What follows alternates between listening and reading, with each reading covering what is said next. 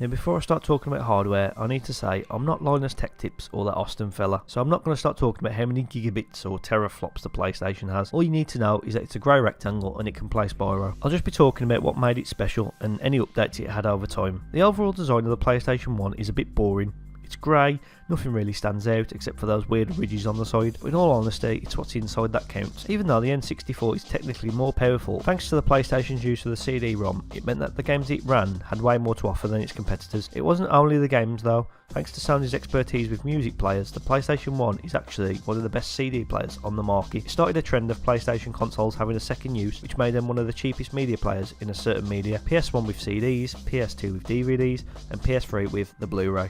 Thanks to this advanced hardware, the PlayStation could feature FMV or full motion video, giving games better cutscenes or in some cases legendary intros. I spoke a lot about FMV intros in my Tekken series, but for me one of the best is the Soul Blade intro FMV. If you've never seen it before, I highly recommend watching it. It's the most noticed thing you'll ever watch. The music, the visuals, everything about it is just perfect. Speaking of music, thanks to the games now running on CDs, the game's soundtracks were no longer restricted to that classic 8-bit sound. Now games could feature full-length songs, and there are so many legendary soundtracks out there. 3 Tekken games alone have some of my favourite music in gaming. The music was also very heavily influenced by jungle and drum and bass.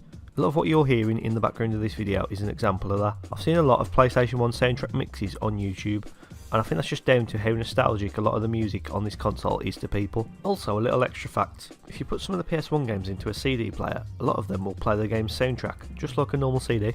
The console only supported 2 controllers, but thanks to the multi-tap add-on, you could have up to 4 or even 8 if you added 2 of them, which I don't know what psycho is trying to play an 8-player game on the PS1. Another thing which was introduced was of course the memory cards. Obviously a CD couldn't hold save data like a cartridge could, so memory cards were introduced to help keep all your saves in one place, plus they were interchangeable and you could take them anywhere without having to bring your games with you. Everything you needed to carry on your games at a friend's house was all there on that little stick.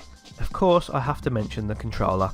The PS1 had the best design of any gamepad in the 90s, while other consoles were still figuring it out. Like, I mean, can we all just agree the N64 controller is just a bit odd looking? The controller's design was just perfect, everything made sense, the 4 face buttons, the D-pad was great, and it also introduced 4 shoulder buttons, doubling what the SNES had with just the 2. They also added the grips, and they just made perfect sense. It's no surprise then that all modern controllers still follow that same blueprint, but it wasn't the original PlayStation controller that would change everything. That would be its updated variant known as the DualShock. The DualShock was introduced in 1997 and would bring with it vibration and of course dual analog sticks, which would become the industry norm from there on out. Except for the Dreamcast though, I don't know what Sega were thinking. They're not around no more. They're not around no more. And who do you think that's because of?